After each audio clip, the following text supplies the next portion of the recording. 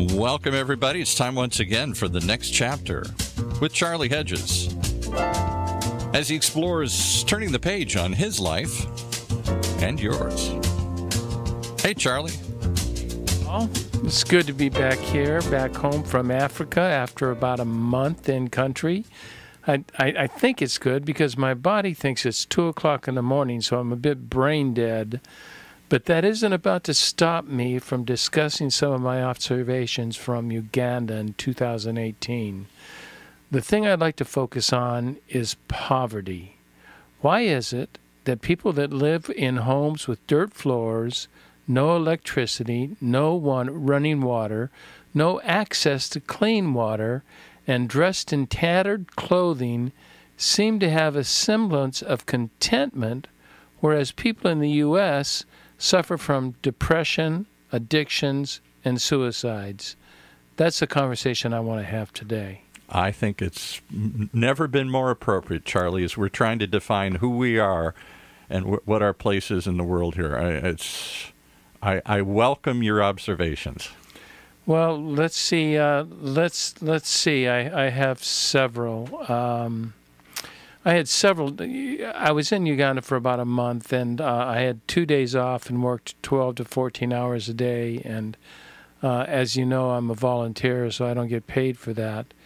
But I met with several government officials, prime ministers, cabinet members, and several people doing that are supporting our work. And so I want to talk a little bit about Wells of Life and Uganda. We've spoken of Wells of Life several times on the podcast. Remind people, if this is the first time they've heard, that we can go back and listen to some, but just tell us real quickly what Wells of Life does.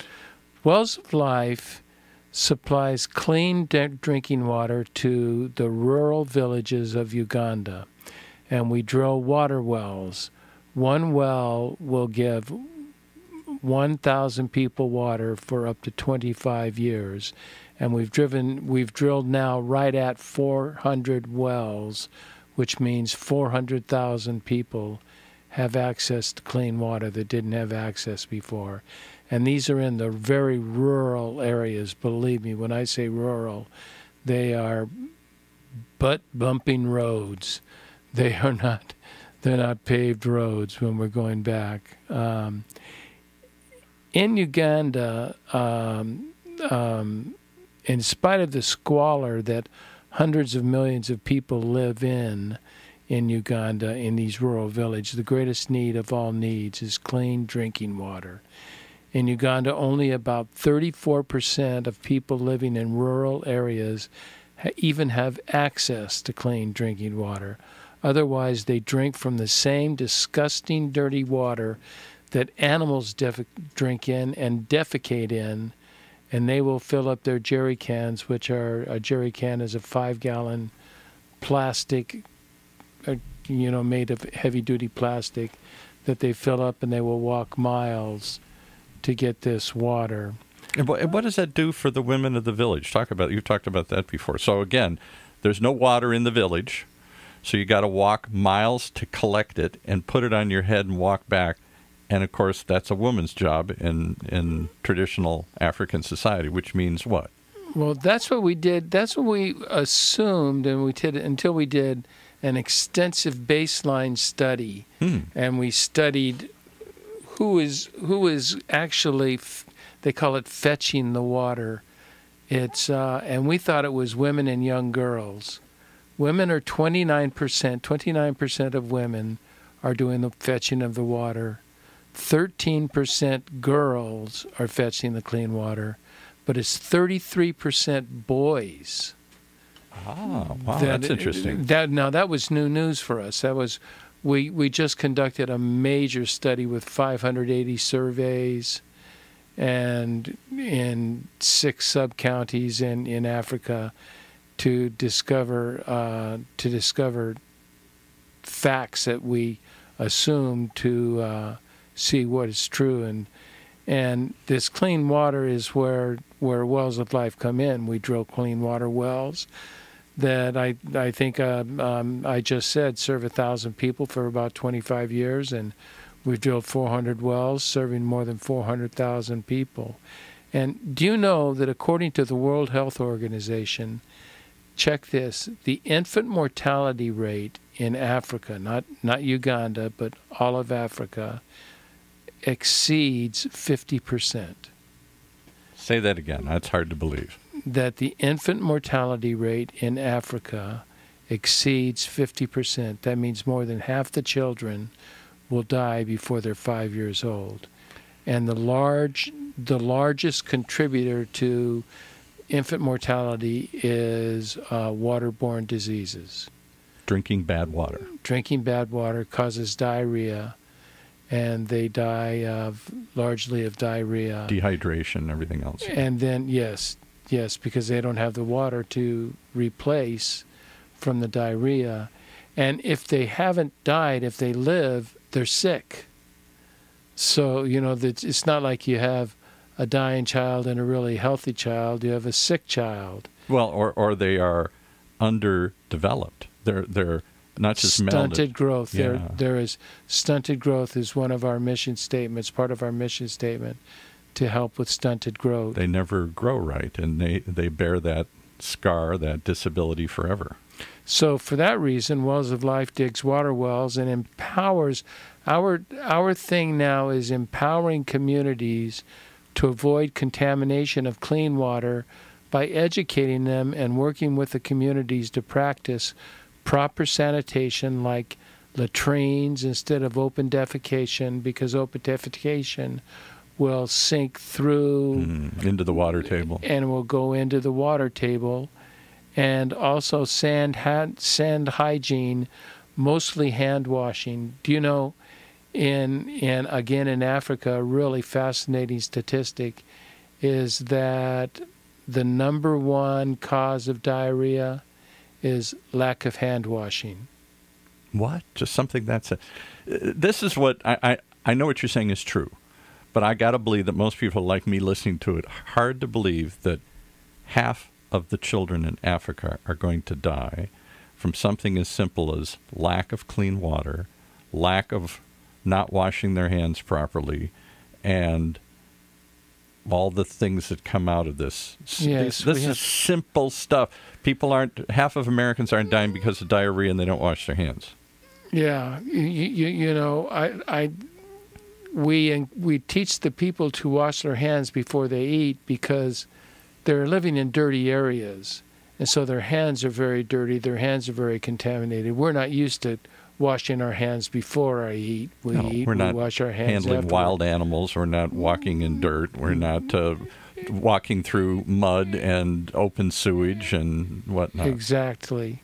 And so we're in a process of a process called WASH. It's water, sanitation, and hygiene. And this, what we do is it's a water chain.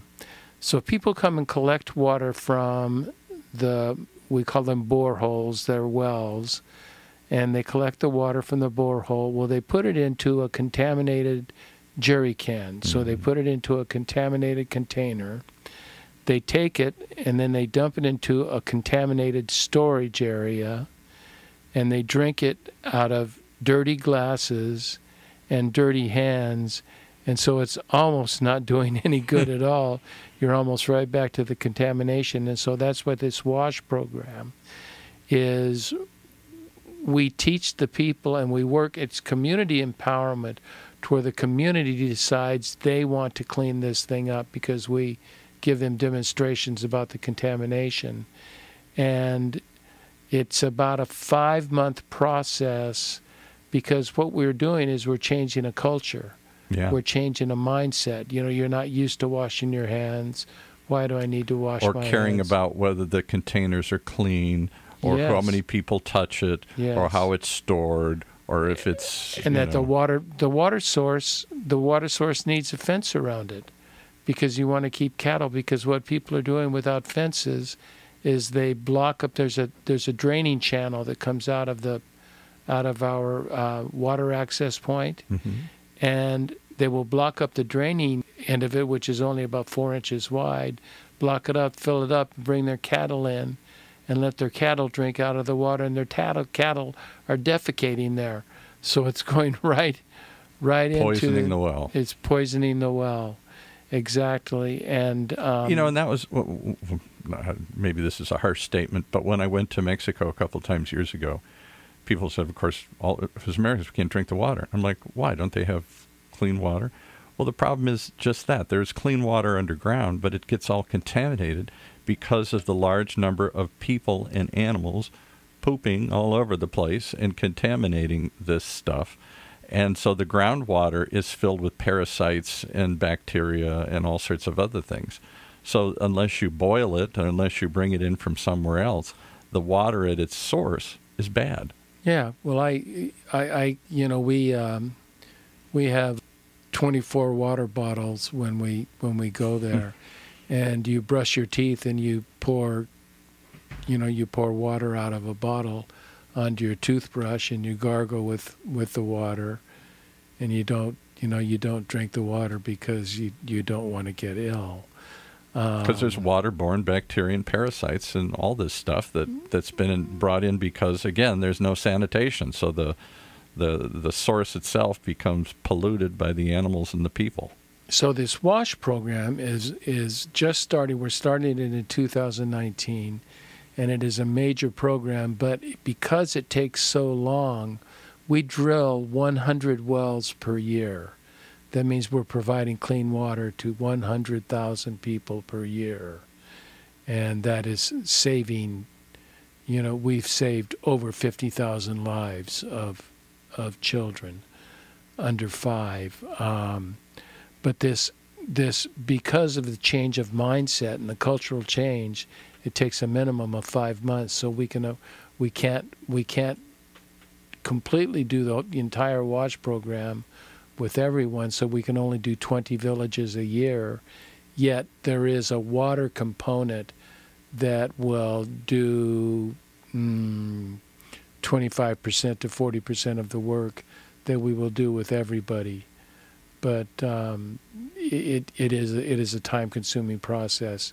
Yet it is we want to perform. We want to create a model that other NGOs can follow. Now, what's curious, Paul, is I wanted to do this podcast on, and I think I've titled the podcast "Deep Poverty: Is It Physical or Emotional?"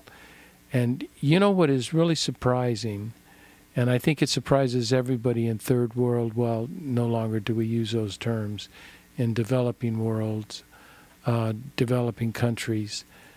In the face of overt poverty, the people seem to embrace some sort of combination of happiness and acceptance of the lot they have in life, and they appear to be surprisingly happy people in the midst of what we would call horrible situations. And I just find this, and I don't know if they're happy to see what's called Mzungos, which are white people, and they're happy to see white people because they know white people are going to bring them some kind of aid. But the people accept their lot in life and just continue without much mental disorder and mental problems. Wells of Life is by far and away, I would believe, the number one contributor to clean water in Uganda. That nobody has drilled 400 wells. The government is just blown away by us, and is excited to work with us, and we certainly need. We have the tools, we have the technology, but you know what we don't have, Paul? What's that? Money. And so and that's another point that we all struggle with. You're not talking about a lot of money. No, one well that will give 1,000 people water for 25 years costs $6,000. $6,000. Not $18,000. Saves a village for 20 years. Yes, and 100 in our model, 100% of that $6,000 goes to the well. None of it goes to operating expenses or overhead We have an entirely separate budget for that. So if someone wants to give to Wells of Life at wellsoflife.org, they can give their $6,000 or give some money. And that's what appealed to me. 100%. From the minute we started talking about this and you started talking about the work you're doing, I got it. You know, Africa seems like a never-ending crisis. I give money to feed the children. I watch the terrible videos, the swollen bellies, and next year they're still bad. They're still dying. Nothing ever seems to be an endless. I seem to throw money. We all, I think, have this horrible feeling that it's impossible to change and no amount of money can make a difference. And I never see my dollar do anything except disappear into that black hole. Do you know what Martin Luther King said? Mm-mm. He says, if you can't do great things, do small things great. Yeah.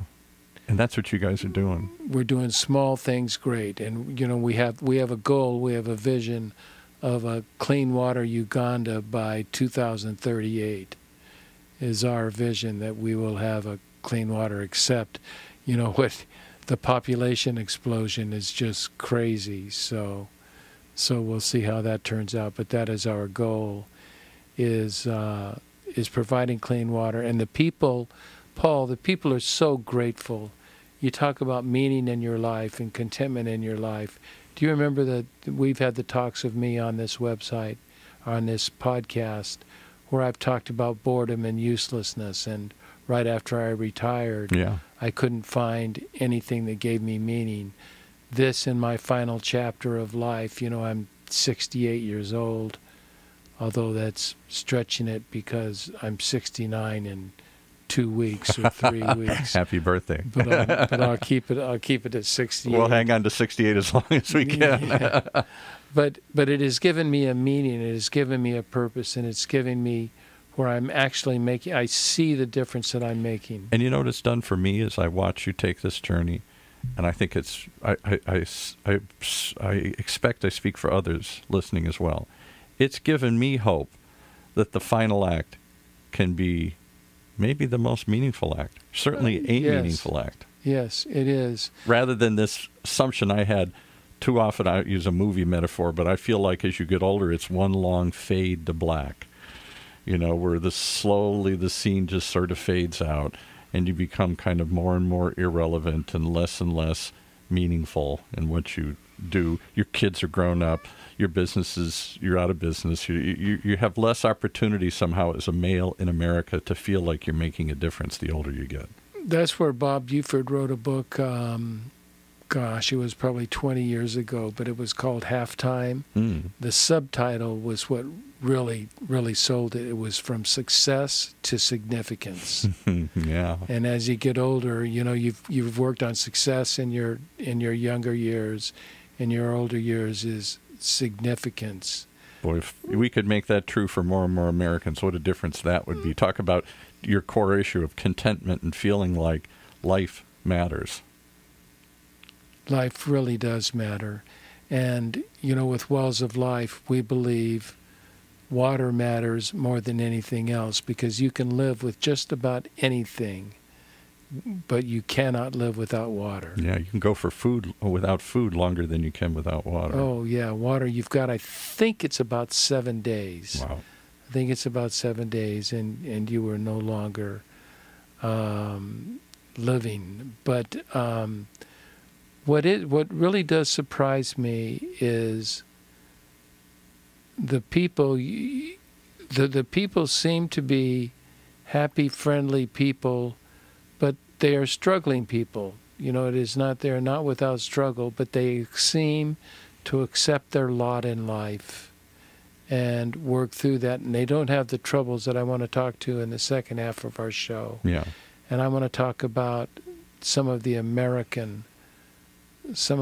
our Well, let's take a quick break and come back, and you can delve into some of this. You've given us an overview of what you saw. Now you're going to make some observations and comparisons between their lives and ours. Yes. When we get back, right after this.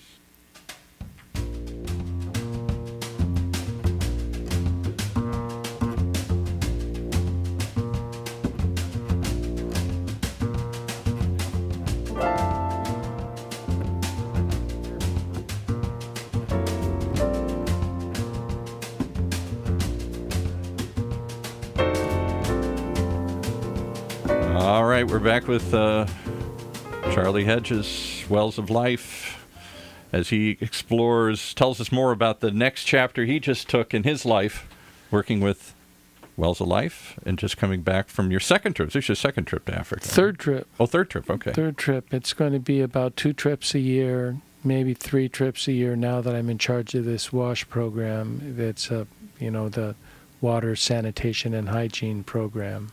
Before you tell us your observations, if I had met you 5 years ago, 10 years ago, and asked and walked into your life as some soothsayer, some seer of the future, and said, Charlie, I see a change in your life. I see you not as the successful CEO coach that you are. You've done that. I see you walking through the rural areas of Africa helping people. What would you have said? Paul, I'm the kind of personality that giving and serving is part of my life. And if I believed that you had some kind of gift, some kind of revelation, I would have seen it. I would have seen that because I knew I had deeds to do. But in my second half of life, I knew that something else was going to happen in my second half of life. I just didn't know what, and I had until.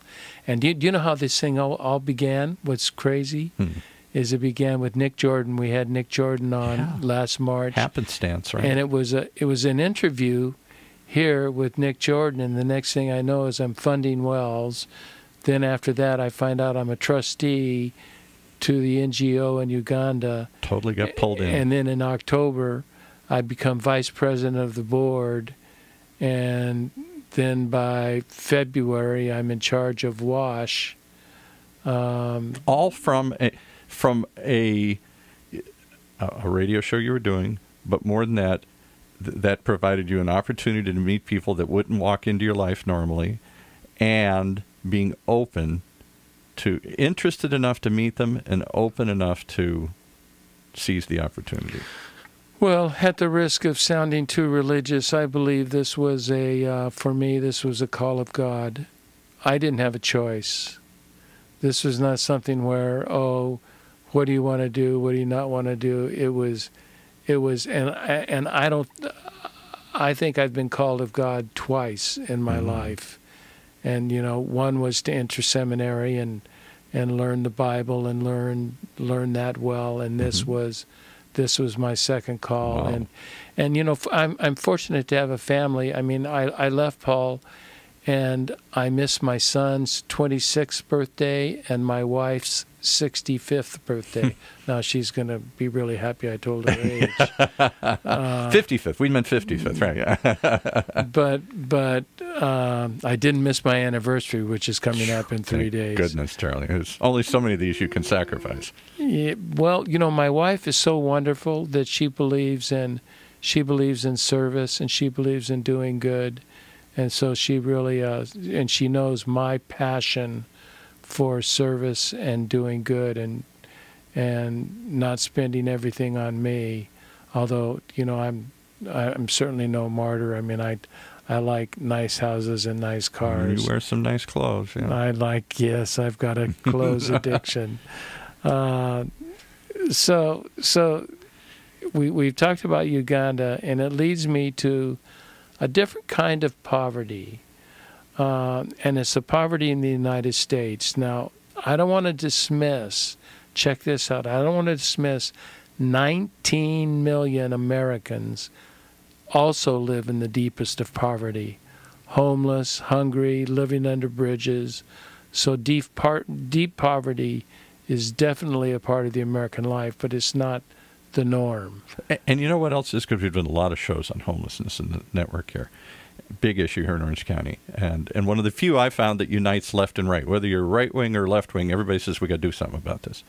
So here's the observation I made. Poverty is here, but it's, maybe the word is marginalized, maybe the word is hidden, but it's I can miss it. I can drive around it. They're down in the storm drains. They're over in some part of town I just avoid. Right. They're not we don't live in a highly urbanized center, too many urbanized areas, so I don't see them out in the open. They're hidden from my view, and I can certainly see them if I find them if I want to, but if I choose to, I can avoid seeing them and kid myself into thinking they don't exist. I suspect it's not that way in Africa.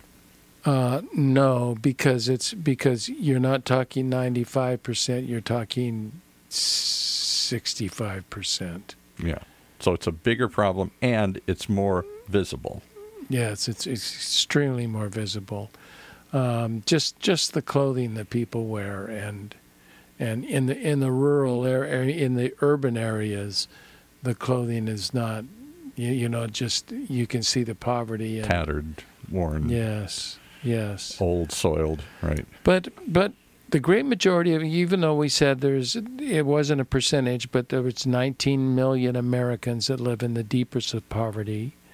But the great majority of Americans, we live, compared to Ugandans, we live in great wealth. And I know we've heard that, and we say, oh, no, we're not great wealth. Yeah, look at my bills, look at my problems, look at what I got to deal with. But you don't live in dirt floors. Mm-mm. You have electricity. You have water. You have some clothes. You may not be wearing Armani's, but you have decent clothes to wear. You typically have some form of transportation. And you're living, a decent life. Somebody said it to me this way once: when you live in extreme poverty, your first and last thought, your most predominant thought all day is, how am I going to make it through today? Today, yes. There is no such thing as... There's no tomorrow. No such thing as tomorrow. No such thing as How tomorrow. am I going to eat? Where am I going to sleep? How am I going to survive? How am I going to be safe? Those questions from the minute you wake up to the minute you go to sleep are foremost on your mind. And those are the questions at Wells of Life we're trying to deal with. Now that we've gone into this, I've mentioned this water sanitation and hygiene program, we're trying to deal with that. That is not simply providing water, but we're changing a whole culture so they have a clean compound, they have a clean community, right, that they can live longer. And take off the table as many of those issues as you can. You're not going to worry about thirst today. You're not going to worry about sickness as much. You're not going to worry about children dying as often. Yeah, well, one of the things we do is that we give them a cost comparison of a typical American tool, a cost comparison of of what it costs to build a latrine, and then we build kitchens next to the house. And believe me, a kitchen is just a wood shack. Yeah. That has ventilation. You have a latrine, hand dug latrine. You have dishwashing and drying apparatus. So the dishes are not put on a carpet on the floor, and they're picking up that. And you don't, by having the latrine more than 50 meters, which would be 150 feet plus, away from the house, you don't have flies in the feces that are coming and landing. One of the things, as a matter of fact, one of the tools we use to show them, because they don't believe the flies, and so what we do is that we take, this is funny, we take feces and put it in a bottle of water, shake it up, and ask if anybody wants to drink it. And no one will want to drink it, and we say, well, that's what you're eating. Because the flies are in that feces, and they're bringing that feces and put it on their food. Yikes. And they say, sounds like we ought to build a latrine. Yeah. That has a lid. There's a certain element to it. But back to America. Before you finish that, so you said something, and I made a snarky comment, but I got to follow up. So when you walk into a village that's never thought like this, the assumption is everybody thinks logically.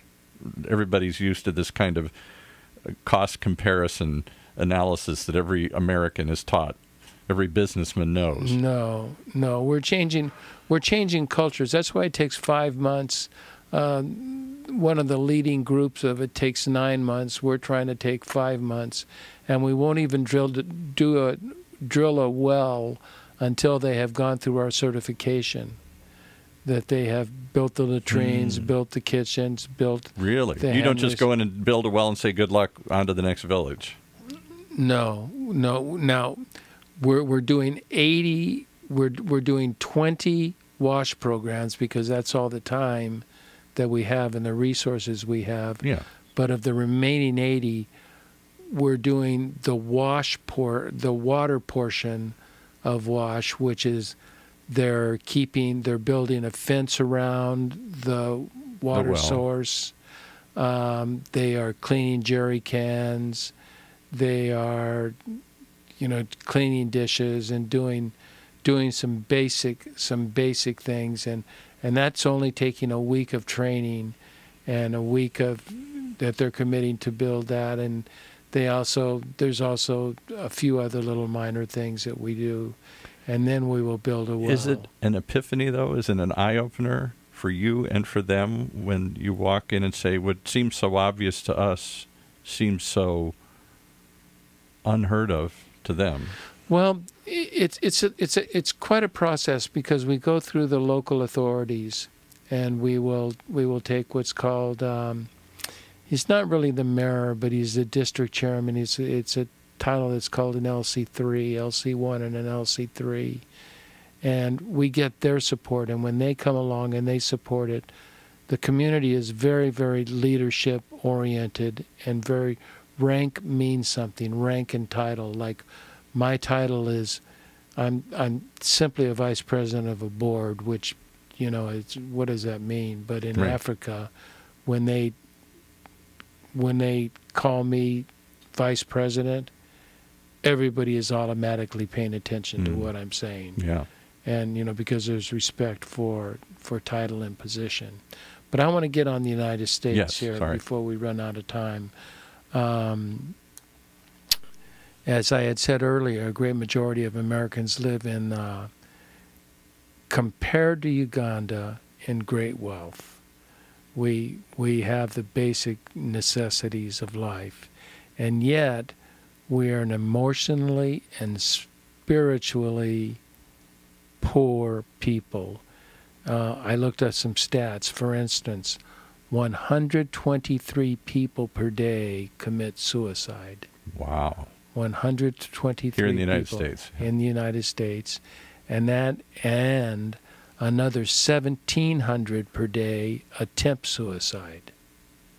So we have daily, the result is 45,000 suicides per year. You don't have 45,000 suicides in Uganda.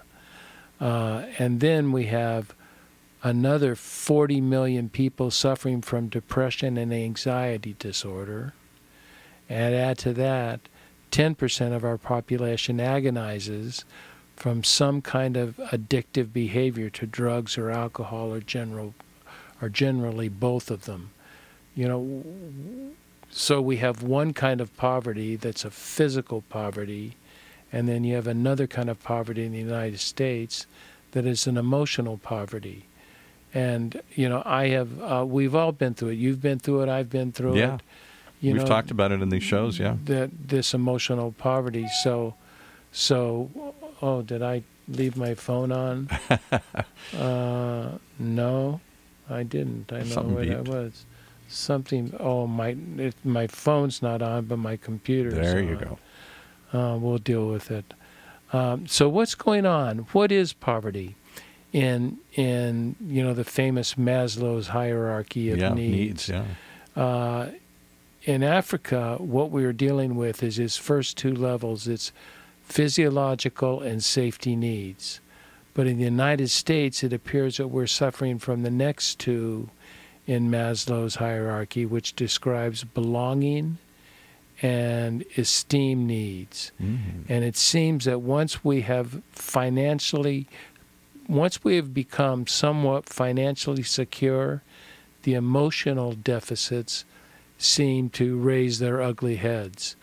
And I attribute this to, You know, I think I've said this several times on the show, but I attribute this to what is the so-called American dream, and that money and what it will buy you and that it will afford you contentment, which is a big lie. We know that the more toys we get, we love playing with the toy for a few days or a few months, but it doesn't give us contentment. It doesn't give us overall contentment. We still have that emotional, we still have that esteem needs, and we still have the need to belong. And so it's a myth that the acquisition of stuff and toys will give me contentment and give me happiness. The Beatles said, money can't buy me love. I'm saying money can't buy you happiness and contentment. It can make it better. I'm not gonna lie to you. Yeah. You know, I've been rich and I've been poor, and better being rich. Yeah. And it's rich is better. You know, there's no well, let doubt. me ask you a question, because you've openly talked about your work with the 12-step programs and whatnot, and your involvement in them, and that background with an addictive personality, perhaps, and dealing with people with addictions. It almost seems like our desire for goods can become an addiction. Absolutely. We think there's some, and I don't want to make it that simple, but certainly one of the causes of all addictions is you're trying to fill some empty hole within you. You're trying to fill it with sex, with love, with money, with booze, with drugs, with something here. Absolutely, great observation, Paul. That is a great observation, that we have these emotional needs that they don't surface when you're just barely trying to live. Yeah. You don't have the luxury to worry about whether you're happy if you're just trying to stay alive today. Yeah, and there's only, like you said, there's only today, there's not tomorrow. Yeah, right. And we worry about tomorrow like crazy. Yeah. We don't enjoy today. We worry about tomorrow. And so to me, the antidote to the myriad psychological maladies that lie somewhere in the finding acceptance of where you are in life, appreciate of what you have, and a sense of awe that surrounds you daily. That is, you know, that's called, you know, the new movement of mindfulness and presence. And when we catch the good that we have, like you and I sitting here discussing, what a privilege. Yes. You know, what an honor. We can sit here discussing how we can, I don't like to use the word change the world, but how we can impact the world, and how we can impact how we can people. We have the time and luxury to reflect on these things, as does our audience, who's obviously thankfully sharing this with us here today. They have the luxury to listen. I'm not sure everybody has the luxury to listen when you're trying to stay alive today. You know, on the plane back, I watched Wall Street, and Michael Douglas had a diatribe where he said, "Greed is good. Yeah, right. This is what we want. That Greed was his is good." takeaway line from that movie. Yeah. Yeah, and we live. You know, part of the human condition. I think greed is part of the human condition. I think that's part of being human, is greed, to want more, and to always want more, and to always have more, and Well, it's the wise. It's a desire motivates you, is if you want to be simple about it. Yeah. But the great enlightened ones, you know, never talk about that. They never talk about acquiring more. They talk about giving and serving and accepting what we have right now. There are two things. We do a lot of financial shows on the network, and they are more than any other place. They say there's only two things that motivate people: greed and fear. When you're making an investment, when you're trying to think of the next job, when you're trying to plan your future, you're either motivated by greed, I want more, or fear, I'm going to lose. Yeah, what about a motivation of service? What about Jesus' words, "It is better to give than receive"? And I must say, I have definitely found that to be true. So in Africa, what did you see? Are they still just motivated by greed and fear, or is it something? They're motivated by survival. Survival, right? It's a whole different. That's right. a whole different thing. Paradigm. and we can and we can help. I mean, we really can. You know, we're not going to help an entire country, but we can help thousands of people. Like we provide 100 water wells per year. That's 100,000 people. That's a lot of people. That's a lot of people. You know, That's a lot of Tustin, I people. just looked, I was shocked. I was driving to a place yesterday, and I saw a sign that had the population of Tustin, and it was 78,000 people. I never had any idea that Tustin was that large. There's 3 million people in Orange County alone. So that means we just changed Tustin. Yeah, We just gave Tustin drinking water. right. Everyone in That Tustin. Tustin didn't have drinking water, but everyone in Tustin now has drinking water. So we're motivated by fear and greed as Americans. They're motivated by survival. One thing that seems to be built into the American psyche is the desire for more. Our ancestors came here because they weren't satisfied where they were. They were subjected to, discrimination. They were subjected to persecution. They were subjected to poverty. Horrible things. Horrible things. And that seemed to be the giant motivator that made most, I'm not talking about the Native Americans who were here already, but the rest of us who came here seeking something better, which gave birth to this American dream. I can get something better and my children can get even better than that. Do you see that in Africa, or what's the consensus view of life and society there? Well, I think I can only speak of Uganda. I can't speak of other countries in Africa, but I think that it is still the primary goal is survival. And is there a deep-seated desire to change? Are they welcome? Please help us, show us the way, or are you fighting culture, taboos, thousands of years that we've done it this way? And not with water. When they have a problem with water, they are ecstatic that we are bringing them water. They're just absolutely ecstatic about that. Because, for example, and another crisis that we've talked about on the show is HIV crisis, which obviously is larger in Africa than anywhere else. Yeah, that's a different story. And trying to get people to do something as simple as men to wear condoms. Not going to do it. It's not manly. It's not what my father did. It's not what I want to do. For women to use birth control. Forbidden, awful, can't do it culturally, taboos, other sorts of things. So you're fighting. Well, it's also very strongly Catholic. I know Uganda is very strongly Catholic. Is it? Okay.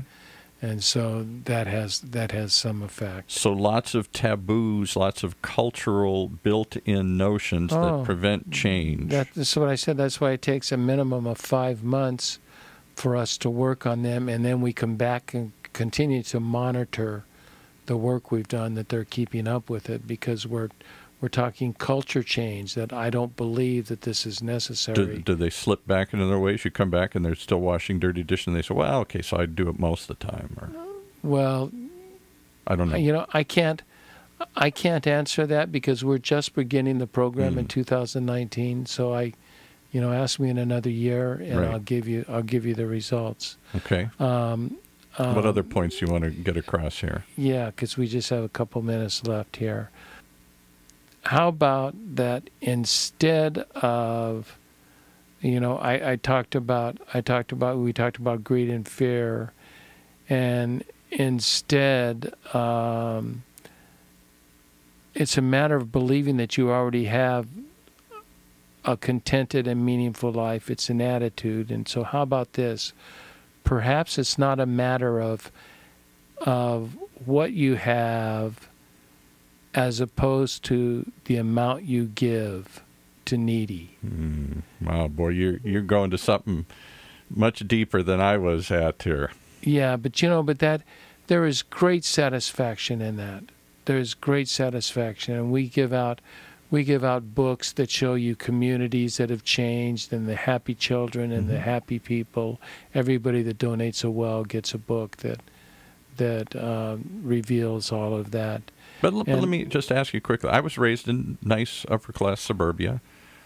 And yes, I'm a Irish Catholic. I was taught to think of others and give to the poor and all those good things. But giving wasn't driven into me as a child or around me. It was mostly getting.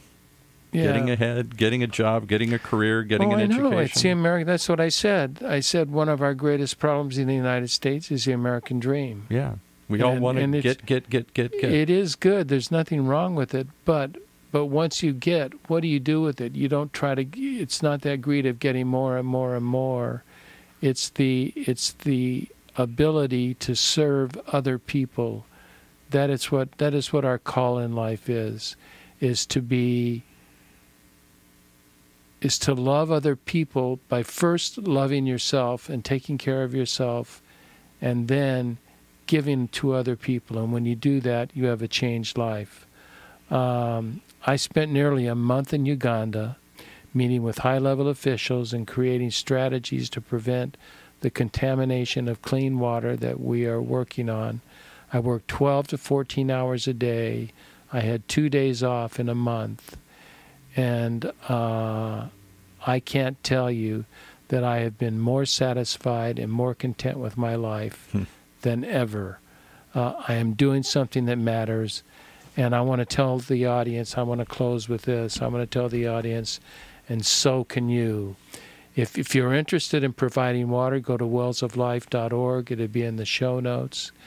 And if it's not Wells of Life, I encourage you to find a place to give your talents and your treasures.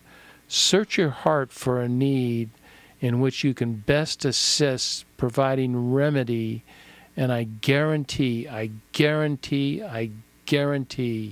you will never be the same. Your question about meaning of life will go away because you are helping people. So, I'd like to thank all our listeners for tuning in to the next chapter with Charlie. This has been a fun podcast for me. Eye-opening for me. Also, be sure to check out our website at thenextchapter.life. That's Life. And until next, this is Charlie Hedges signing off, so bye for now.